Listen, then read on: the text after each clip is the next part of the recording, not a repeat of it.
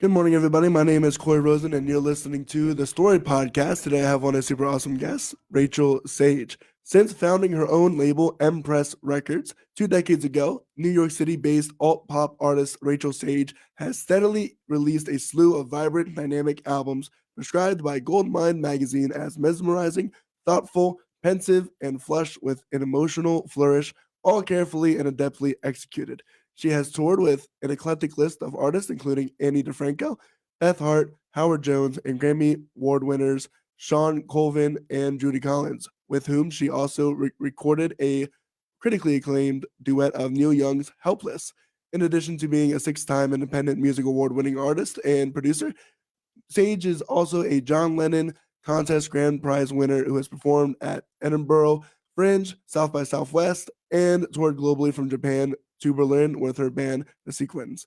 Sage is also a visual artist and former ballet dancer who performed with the New York City Ballet. She is additionally a philanthropic advocate who has raised money for a wide variety of causes, including Why Hunger, American Refuge Committee, Memorial Sloan Kettering Hospital, and National Network for Youth.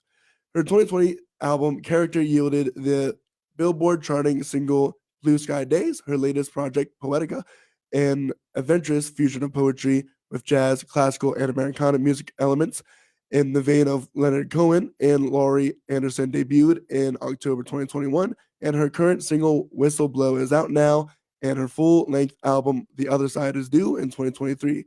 Rachel, how you doing today? I'm doing great. Thank you so much for having us here. We're really glad to be here. Of course. So the question I like to ask all my guests to start off is when did the music bug bite you? Oh, I love that question because honestly, I think I was bitten from the time I was a toddler. My mom put me in some little pre ballet class, and I started hearing all kinds of classical music and even some pop music that the fabulous piano accompanists were playing. And I would just come home every day and start trying to tap it out myself on our living room piano. And my legs were dangling from the piano bench. I couldn't even reach the pedals yet, but I was definitely bitten by the bug back then. So what did you do with that? You were formerly part of ballet. Was that part of your childhood as well? It was, yeah. I took that pretty far. I kept pursuing dance until my late teens. And all along the way, I kept being exposed to more incredible music, classical, as well as just all different American popular composers, Gershwin, just anything that was part of the choreography that I was being taught. So that was a really exciting kind of musicology immersion. And then my dad was a big rock and roll fan, and he loved music from the 50s, 60s, and 70s. So between all of that and some Broadway theater music, I was getting a lot of very melodic influences coming my way. So And so when did you start doing stuff for yourself musically wise? I think by the time I was 4 or 5, I was writing complete songs with my own melodies and lyrics, and I remember going off to camp and being that girl who played piano. That just became my identity, and in some ways, it saved me from being bullied. Hmm. I was picked on a lot in regular school, but I remember at camp, there was this moment where some of the kind of mean girls, and there always are a few when you're different, which I was. They were asking me, "Oh, so you can play piano? You can play by ear? Can you play this song? Can you play that song? Can you play Billy Joel? Can you, you know?" And it was sort of like a dance monkey dance thing Right. where I was like, I think I can, and I would try to do it, and it would be close enough that it was like, oh, success, and that between that and then just the empowerment that I felt expressively internally, connecting my emotions to what was coming out on the keyboard. I was off and running, and I think by the time I was 11, 12, I had 1,000 songs I'd Oh, written, and I wow. very clearly knew this was what I wanted to do with my life. So where did you go? Did you go to school or did you just outright start making music and doing that? If I'd had my way, I would have just gone out into the world and started playing gigs. But no, I had very strict, academically minded parents, and I went off to college and I majored in theater. But thankfully, I was able to integrate a lot of my passion for music with my drama major. And like yourself, I also scored other media and mediums. And I became the kind of drama department composer. And so I Mm. wrote music for a lot of Shakespeare plays and other types of performances. And that sort of carried me through until I was able to graduate and move to New York and start doing what I'm doing now and recruit wonderful musicians like my amazing violinist, Kelly Halloran, who's with us here today. So, and we'll get to that band, and that's a sequence I imagine that you're talking Yes.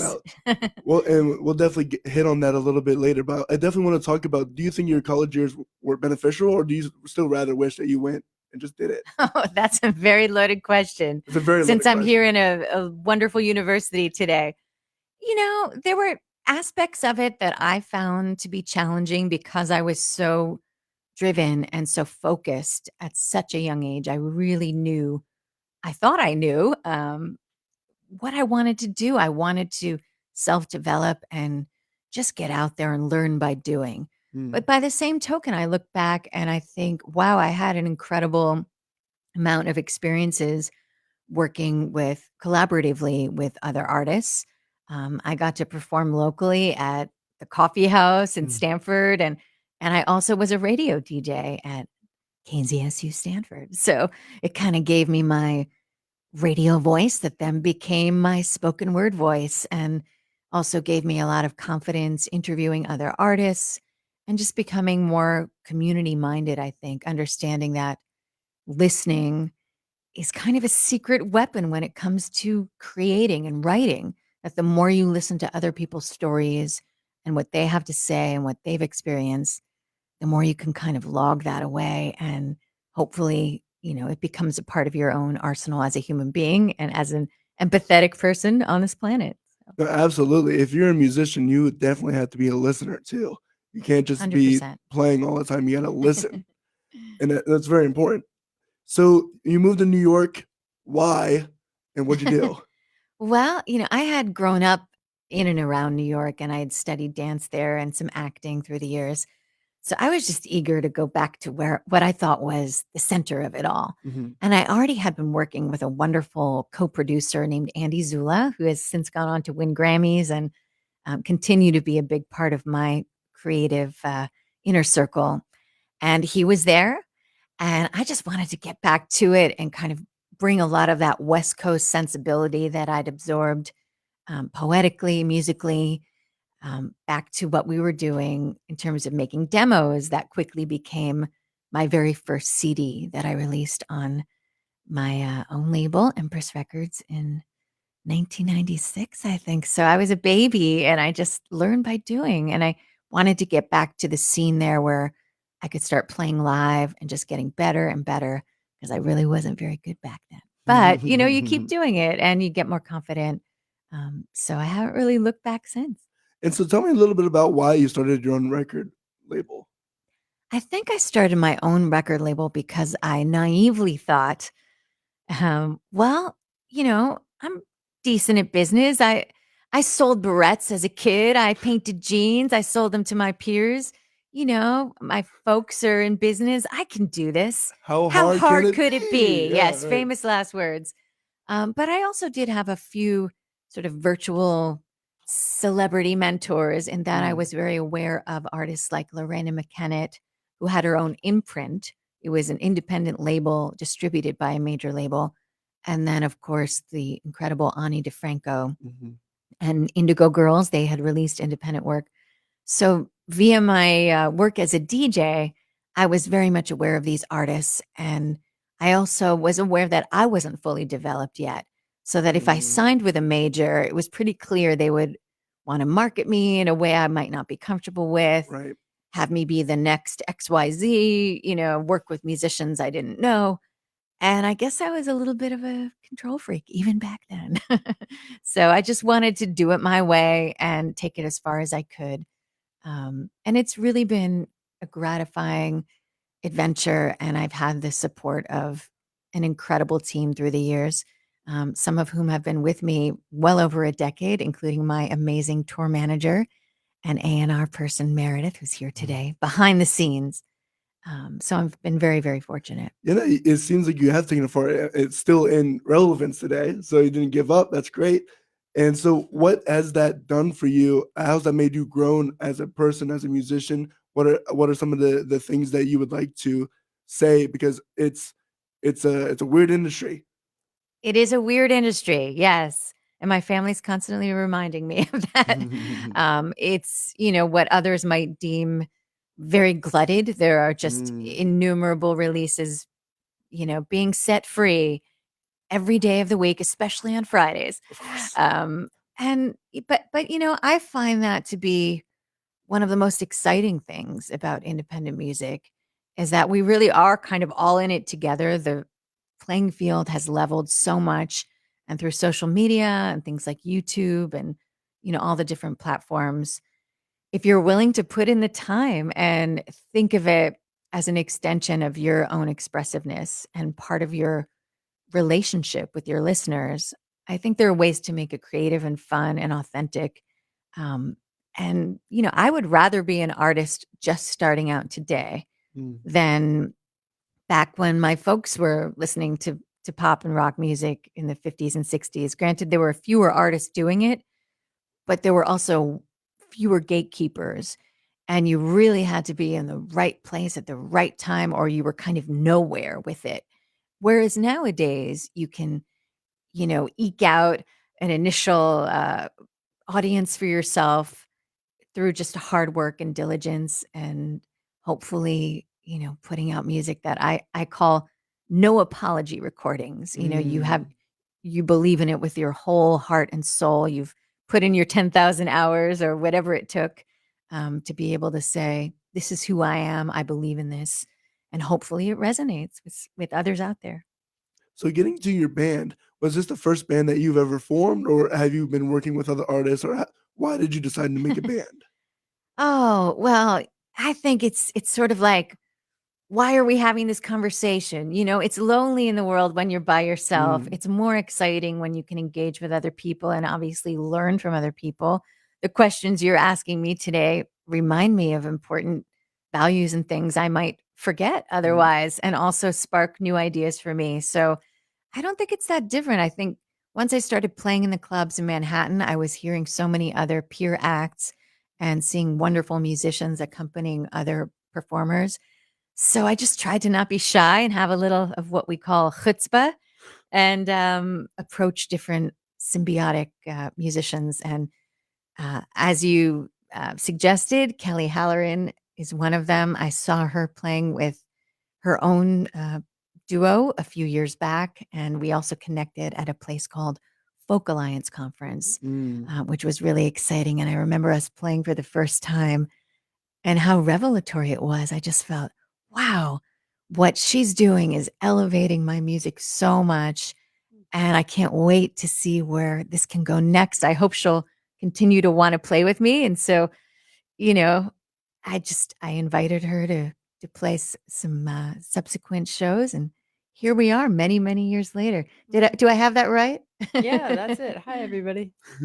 Yeah, Hi, so Kelly. tell me a little bit about yourself, Kelly.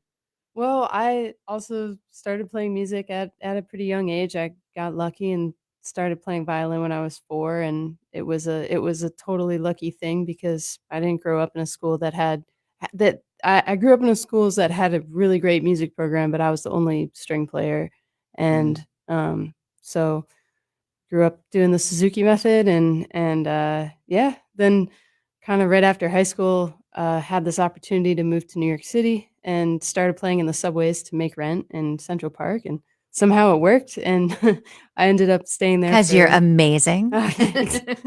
Well, it really also owed to the, people, the subway goers and the Central Park goers of New York for really keeping me there essentially, without knowing it. I love And that. yeah, uh, that's really my story. I've Kind of a been microcosm for what we're still doing, right? yeah, These essentially. subway goers of the world who Yeah, are the yeah, listeners who come to our shows. yeah, truly, truly. so tell me what it's like to, because obviously Suzuki is classical method, Mhm. and this is more of an Americana kind of feel Yeah, band. pop, Americana, folk.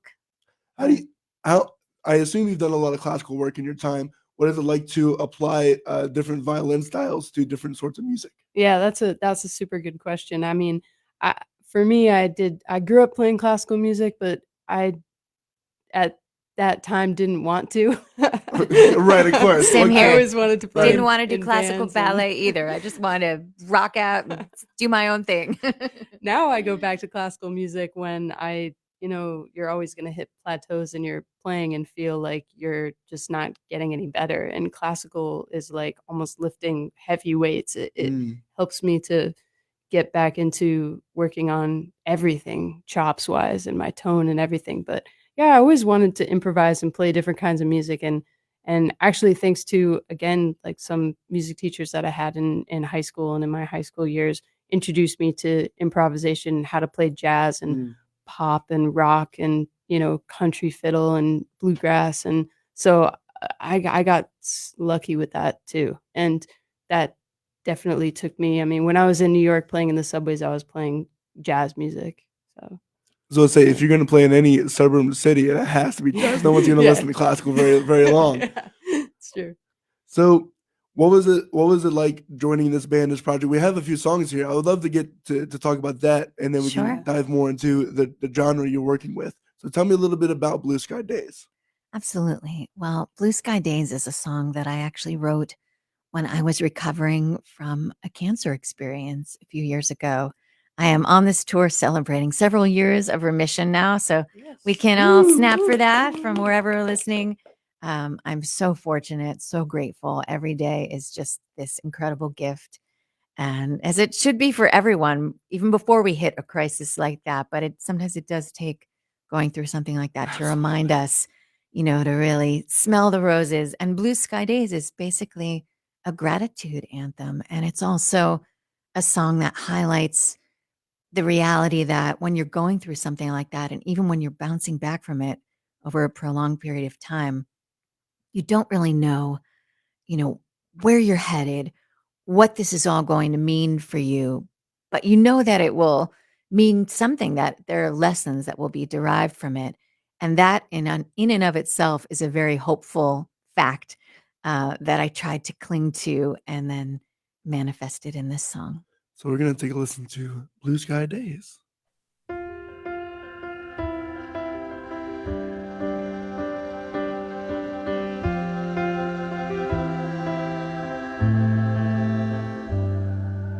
Blue sky days, white oceans, open embrace, cold sun rays, red moonlight's God-given grace. But I don't know where I'm going, I can't see straight.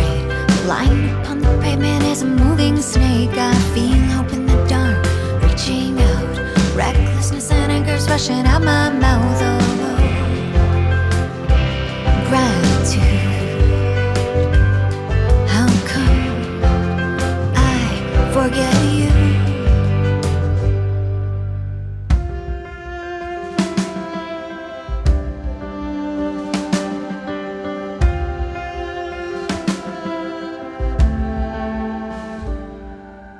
Bare feet in sand dunes, melodies from old-fashioned tunes, minty in bed,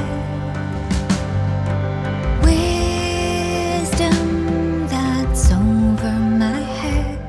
But I don't know where I'm going, I can't see straight. The line upon the pavement is a moving snake. I feel hope in the dark, reaching out, recklessness and anger's rushing out my mouth. Oh, gratitude. How could I forget you? Oh, gratitude. How come I forget you?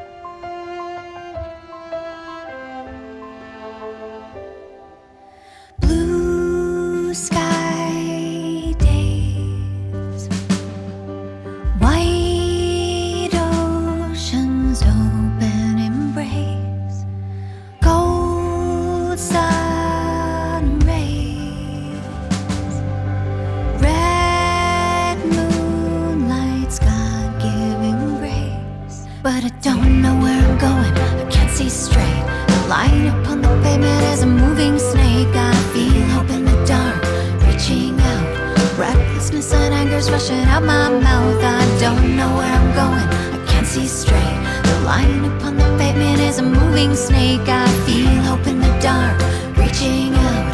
Recklessness and anger's rushing out my mouth. Oh, gratitude. How come I forget you? Oh, oh, oh, oh, oh, gratitude. How come I forget you? And that was Blue Sky Days by Rachel Sage. So, and this isn't the only genre you're limiting yourself to. You're expanding into other genres as well. Tell me about that. Absolutely. Yes. I'm an equal opportunity composer. I love pop. I love rock.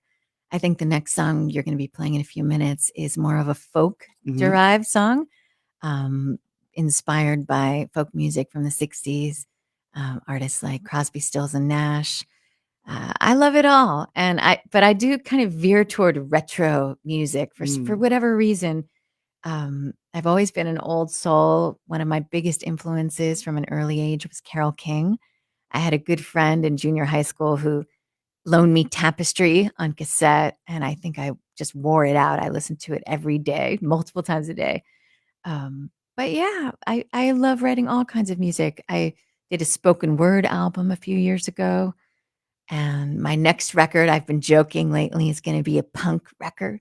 We'll see what happens. That's awesome. Why not?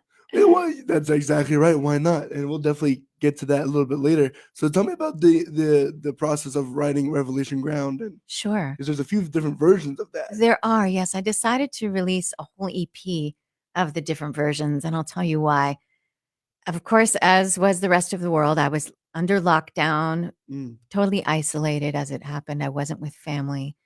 You were in New York. I was just outside the city. Okay. I had found a place that felt safe to me, and I was just staying put. None of us knew what was what at that point. Of course. It was like Of the course. apocalypse, and what we didn't know what was happening. So I just was keeping to myself. But I had just come off the road, so I had some gear with me. I had my guitar and a little recording rig, and it was the first song that I wrote after absorbing some of the major socio-political unrest that was occurring at the time, the protests, and just, a lot of really jarring issues that were being brought to the forefront. They've always been there, but as a nation, we were having to take a really hard look at race relations and, how also the pandemic was impacting everything globally, inequity all over the world. But rather than write a full-on political type of a song, I wanted to write a song that almost, was from the perspective of Mother Earth watching all of this happening. And so there are elements of the environment that come into the song, and also just trying to find a place of hope and peace and reflection amidst all of that chaos. So that's why I called it Revelation Ground. Let's take a listen.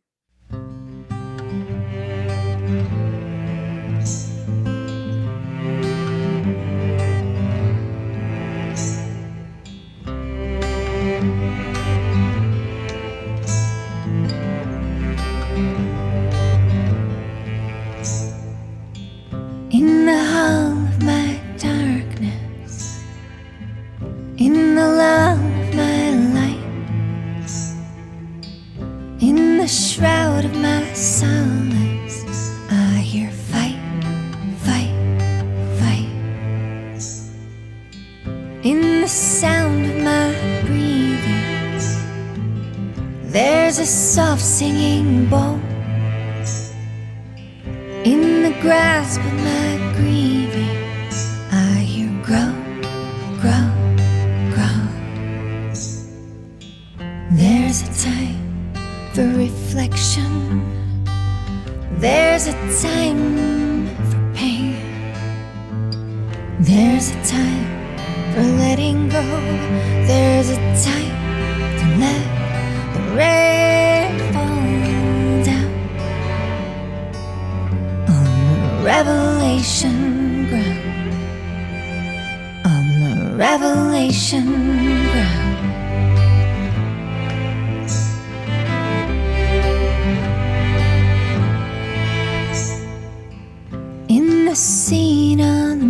screen.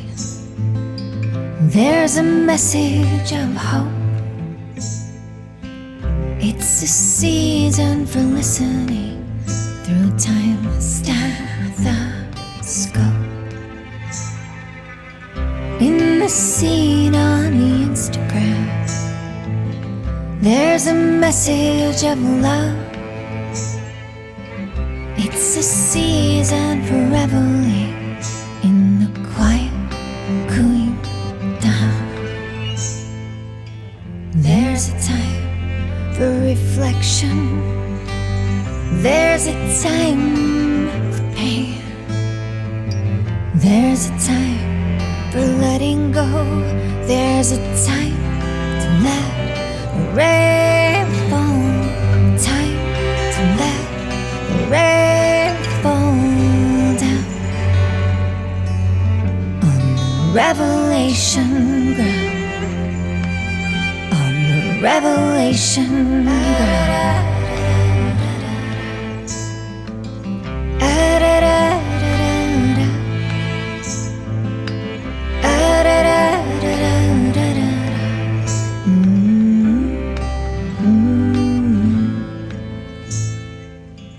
In the hall of my darkness, in the lull of my light, in the shroud of my solace, I hear fight, fight, fight. And that was Revelation Grounds by Rachel Sage. And so all these songs are collaborative works. What is it like to collaborate with such high-level artists, especially in the New York area? You know, I think the best advice I ever give to anyone coming up doing what I'm doing is to surround yourself with people who are better musicians than you. Oh, absolutely. And that same lesson applies, you know, in pretty much anything in life. Hmm. I learn all the time from the players with whom I perform, and Kelly is brilliant. She's really encouraged me to stretch out and be more improvisational. And I've kind of taken that to the hilt. Now I'll even write songs on the spot on stage because I'm so confident that Kelly will be able to follow me. And sometimes they're silly songs, campy songs.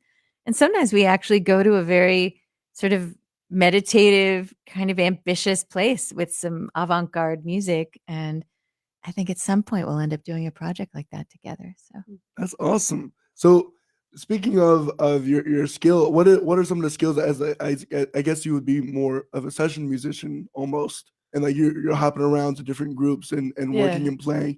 What is it like? Yeah. What are some of the advice that you would give to musicians that would like to do that? Because I know an ear is one of the big things you need. Yeah, definitely.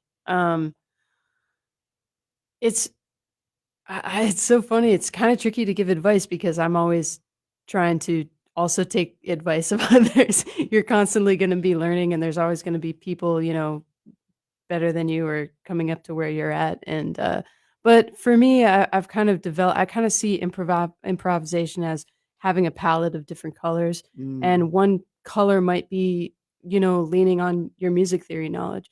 Another color might be something that you've transcribed from someone that may not even play your own instrument. Sometimes I listen to like vocalists or horn players or guitarists and what they do, and I transcribe solos that they do that I like. And some of bits and pieces of those solos get into my playing. And you know, it sounds a little bit cliche, but it's true that what you practice, you know, at home, you can kind of forget about in the moment when you're on stage with different people, and it does come out and you're playing those, you touch on those palettes of colors and bring them out, and kind of effortlessly when you do that work at home. It's not really work if you enjoy it too, right. but that's always the way that I'm trying to think about it. Mhm. And yeah.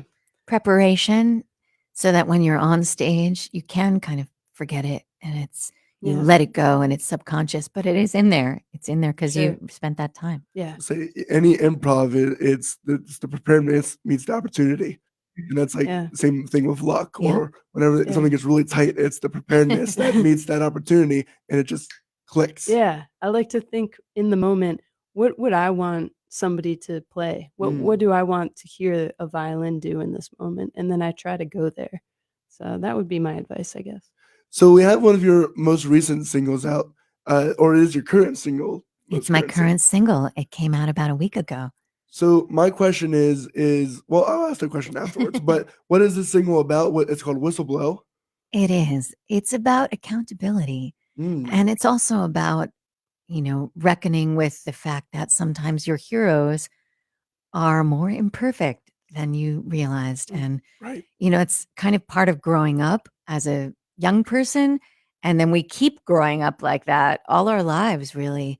And even as a society, as a country, I think it's something we're perpetually going through nowadays. We can project a lot of idealism onto people we think are our leaders, and they are our leaders, but, you know, all too frequently, things come to light that then we have to kind of decide, are we still on board with this person and their policies when we find out what they may have done in private that violates our sense of trust? So I say it's like when parents, when you grow up, they're perfect, and then you figure Yeah, out, oh, they're human too. that's right. Yeah. Yeah. And it's also about standing up when you see someone has Done abused wrong. their power. So that's where the title Whistleblow comes from. Let's take a listen to that.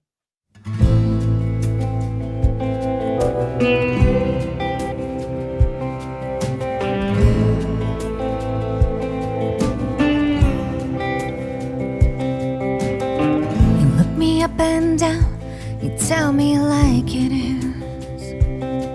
You're not afraid to cry, and you're not afraid to kiss. You look me up and down, you tell me what you want. You're not afraid to charm, and you're not afraid to flaunt. But in the middle of the night, I can hear your voice singing, "Don't look back, you have a choice." In the middle of the night, I can hear that whistle blow loud.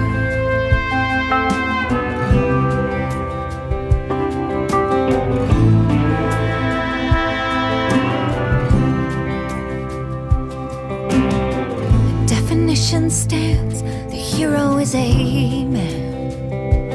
He lifts you from the fire, pulls you from the quicksand. The definition stands, the woman is a heart. Learning to be heard is a Herculean art. But in the middle of the night, I can hear your voice singing, "Don't look back, you have a choice." In the middle of the night, I can hear that whistle blow loud.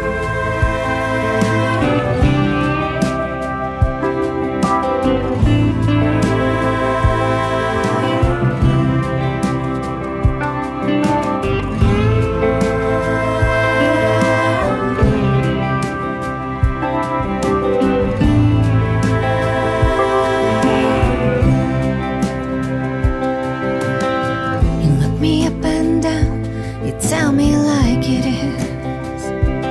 You're not afraid to cry, you're not afraid to kiss. You look me up and down, you tell me what you want. You're not afraid to charm, and you're not afraid to flaunt. But in the middle of the night, I can hear your voice singing, "Don't look back, you have a choice." In the middle of the night, I can hear that whistle blow loud.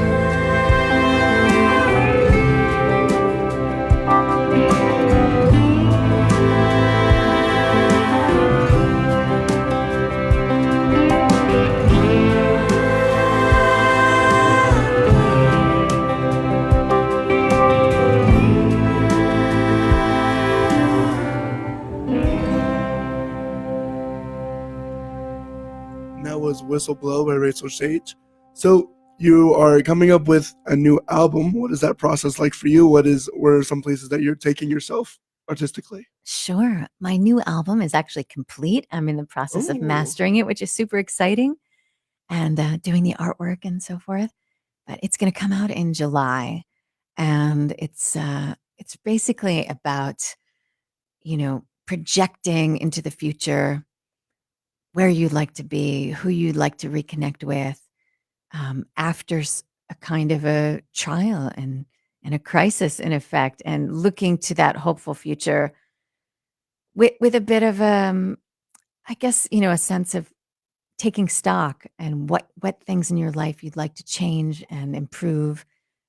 So that's why I called it the other side. I think everyone can relate to that process, having gone through the pandemic and realizing, that's not working for me anymore, or this is working for me so well. I'm going to do this even more to the hilt.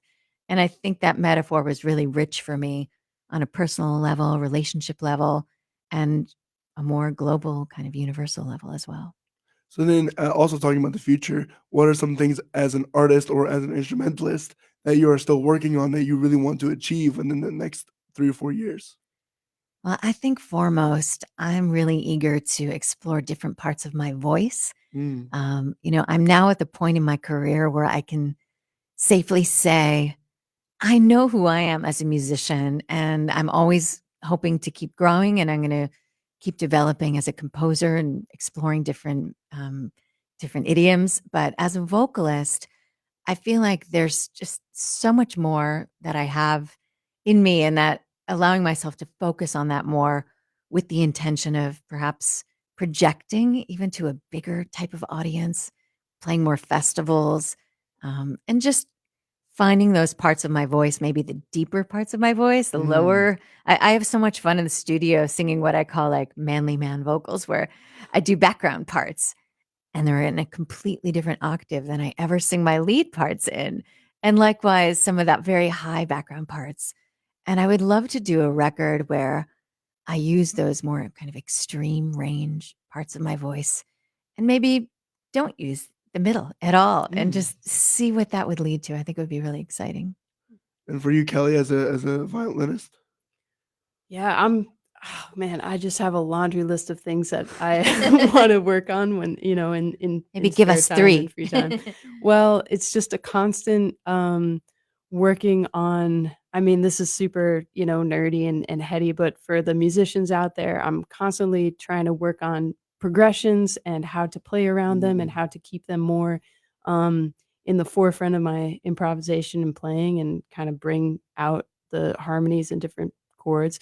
So that's kind of really exciting to me right now, and also just playing some classical pieces to bring the chops up constantly. It's just always in my mind. I would also say that just knowing that both of us are composers and where Sure. we are in our careers, Yeah.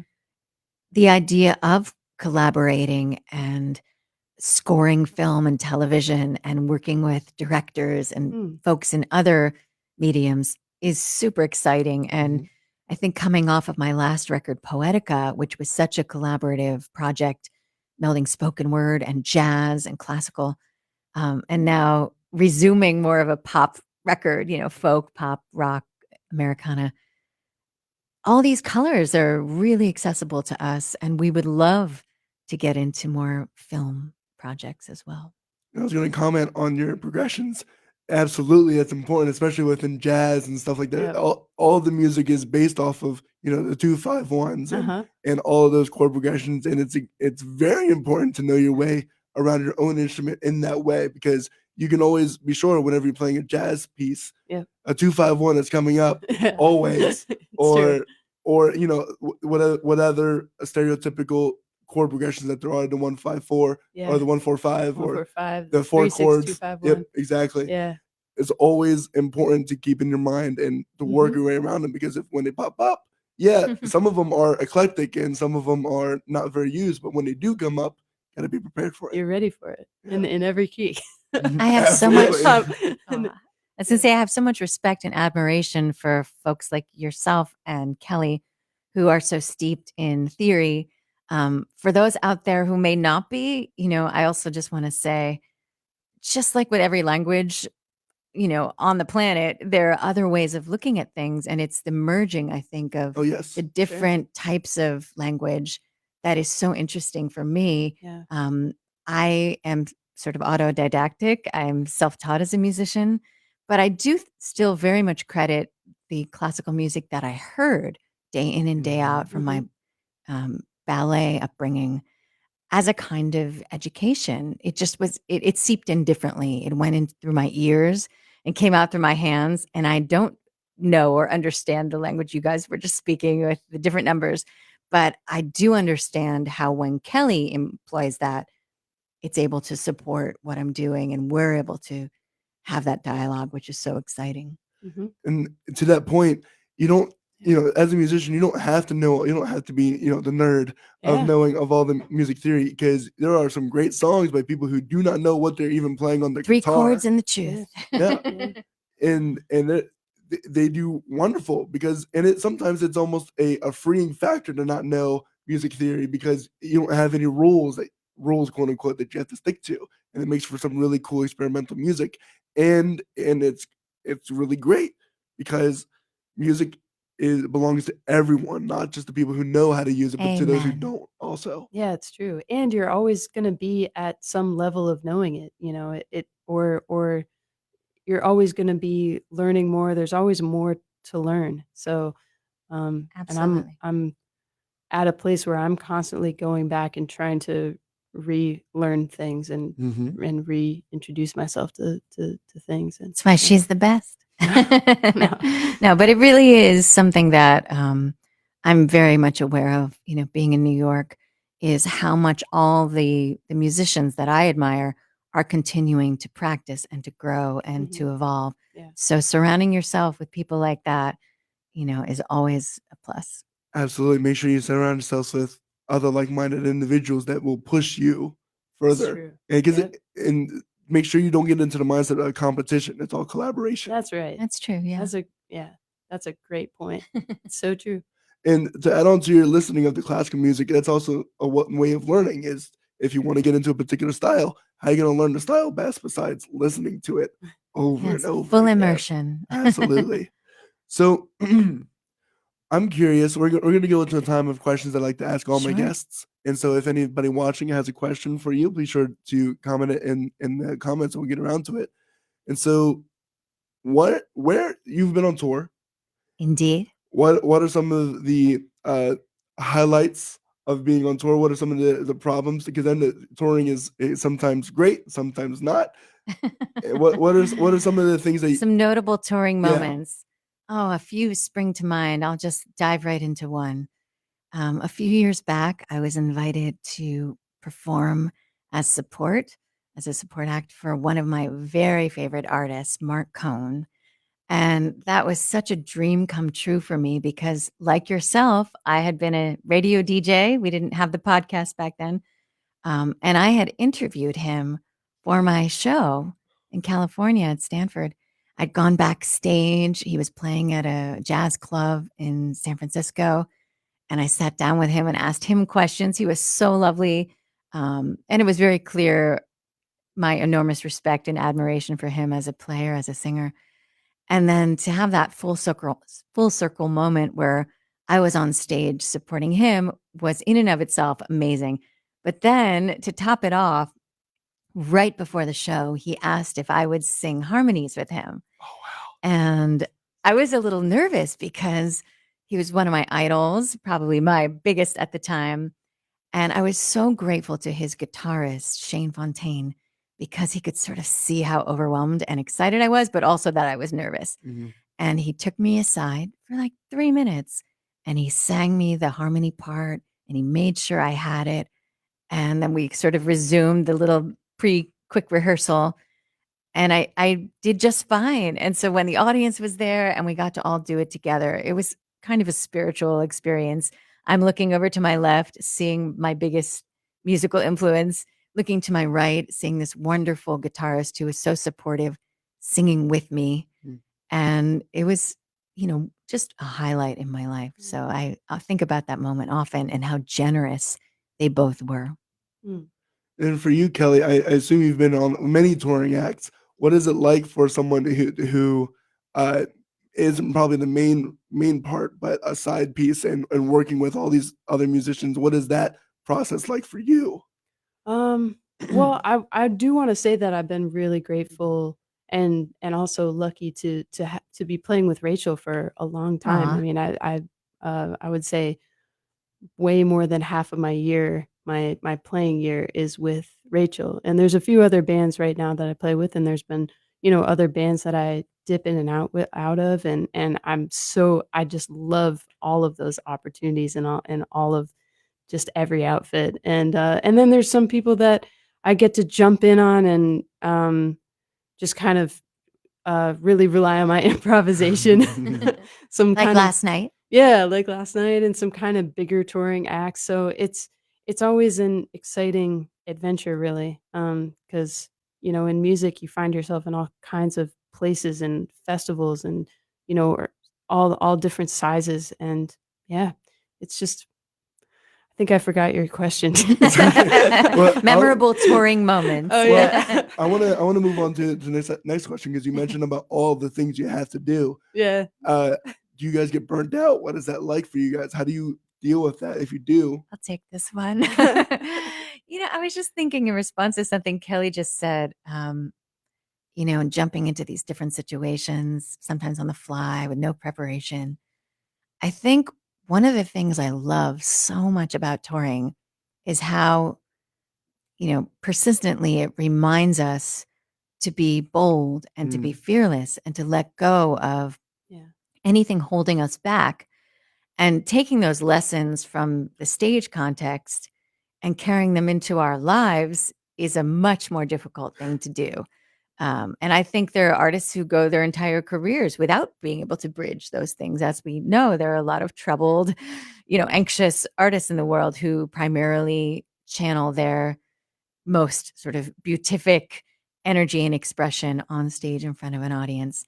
For me personally, I'm always fascinated with other performers and touring musicians who seem to be able to do that on stage and then also do that in their lives. People who are able to take their social consciousness and, work with different charitable organizations and consistently be kind of walking the walk. So artists like Indigo Girls and even Willie Nelson, who just celebrated like his 90th birthday or whatever And it just was. put out like, another single. right. Amazing. And the community that he creates and the festivals he puts on and the generations of artists that he's inspired on stage as well as off. So, those are some things I strive to do through my record label, with the community that we build, the events that we create for showcases for other artists.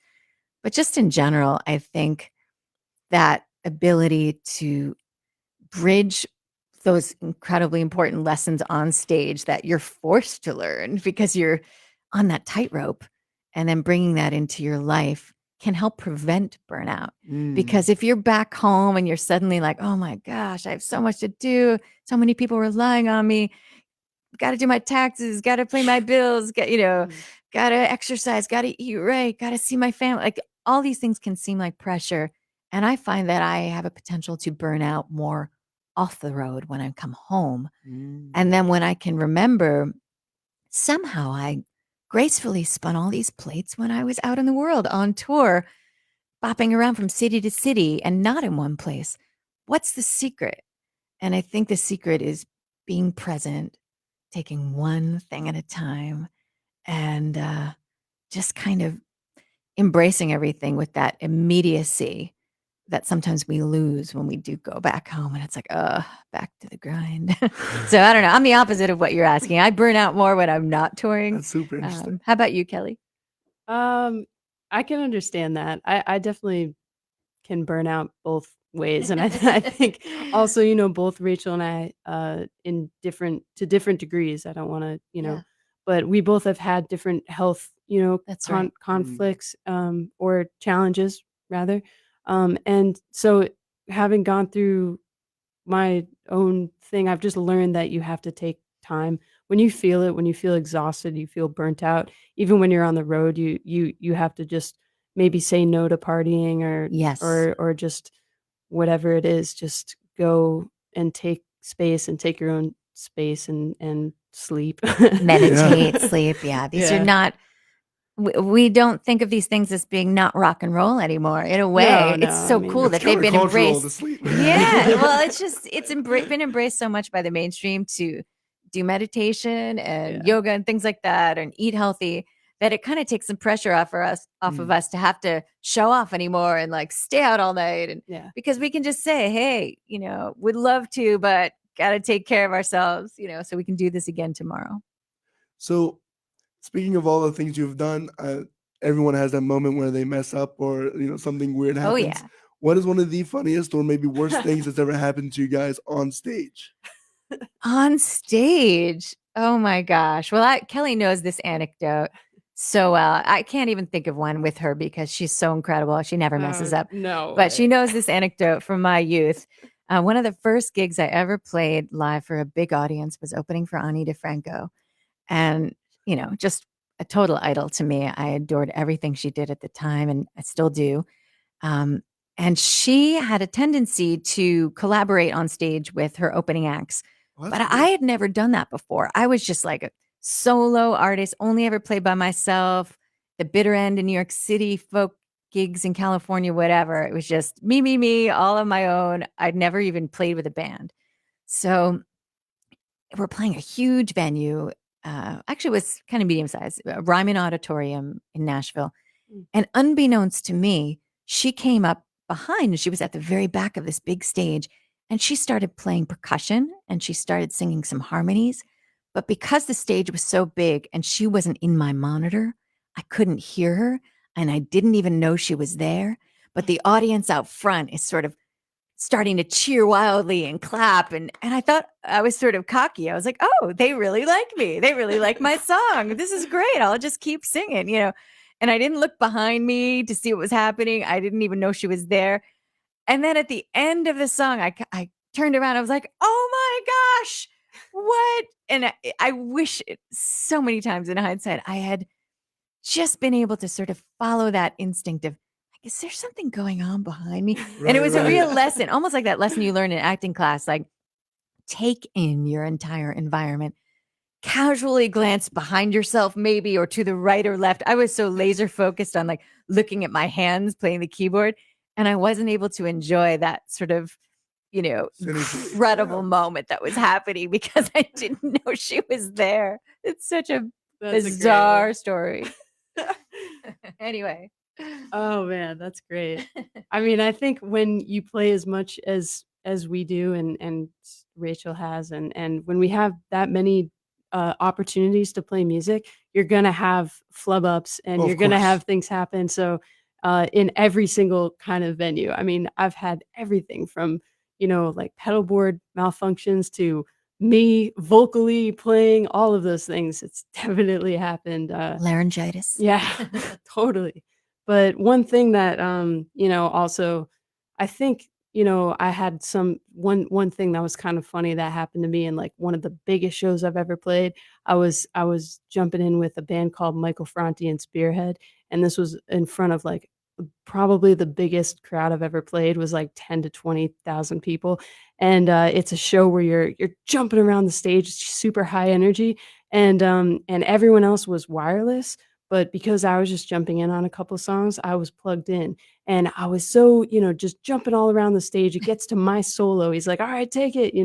And the first thing that I do is run out of the range of my cable, and it just pops right out. Oh my I was like, God. yeah, it's on the screen and everything. It was, and so, I mean, it's not that bad because there's a team of people. They figured it out right away. They came out and brought the cable to me, plugged it right back in, and I just kind of picked it up. But Wow. I remember everybody was like, I've "What never heard that. happened?" The front of house, amazing front of house, Wild.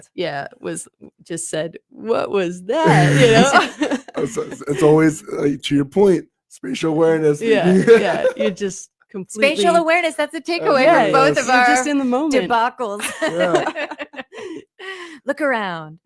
So you mentioned collaborating with both a lot of people. What are some people that you have yet to collaborate with that you want to? Oh, wow. I always say Elvis Costello because as a songwriter and a musician, he's probably been the number one most influential artist on me. But moreover, I just think he seems like such an incredible person. He's so funny and he's so knowledgeable. He is kind of effortlessly seemed to flip between genres for decades and decades. I saw his first symphony, debuted at Lincoln Center that he wrote, Midsummer Night's Dream. I saw him do a performance with the Brodsky Quartet, a classical song cycle that he sang over. Wow. And then I've seen him rock out, Hammersmith Odeon, England, and just be a punk rock icon that he is, playing South by Southwest, other places. So I just would love to be in the room with him and whatever he wanted to do, if he wanted to write a song or write just some lyrics or, Whatever. sing, whatever, I'm there for it. Yeah.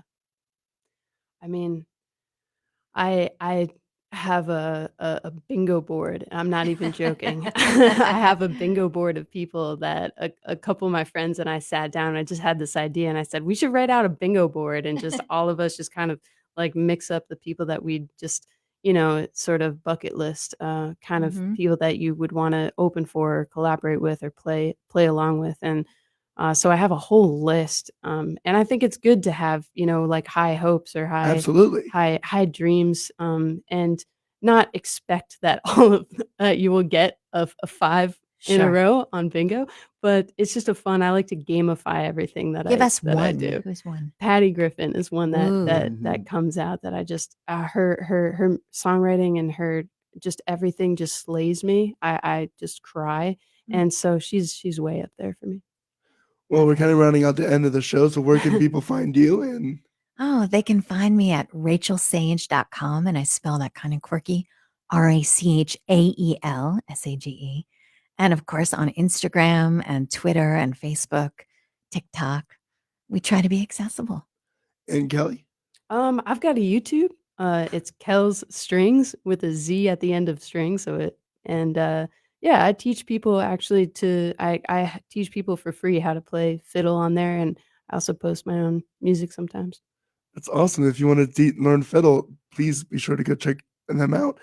My name is Corey Rose, and this is the Story Podcast. I might not have my voice with me, but I'll get through it. You can find all of my music and podcast over at CoreyRosenProductions.com. That's CORYROSEN Productions.com.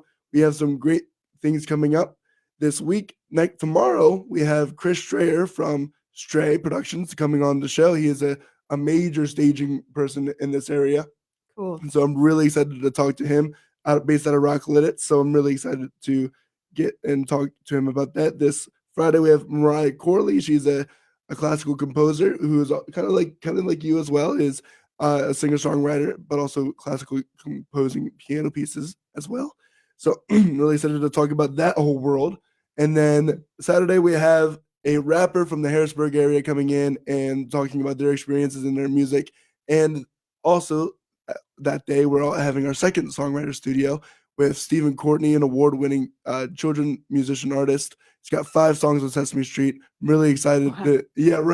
I'm really excited to see what we come up with that, along with one of my friends, Sam Gross, and myself. So I'm really excited to go into that. With all that said, I hope you guys have a wonderful rest of your day, and we will see you guys later.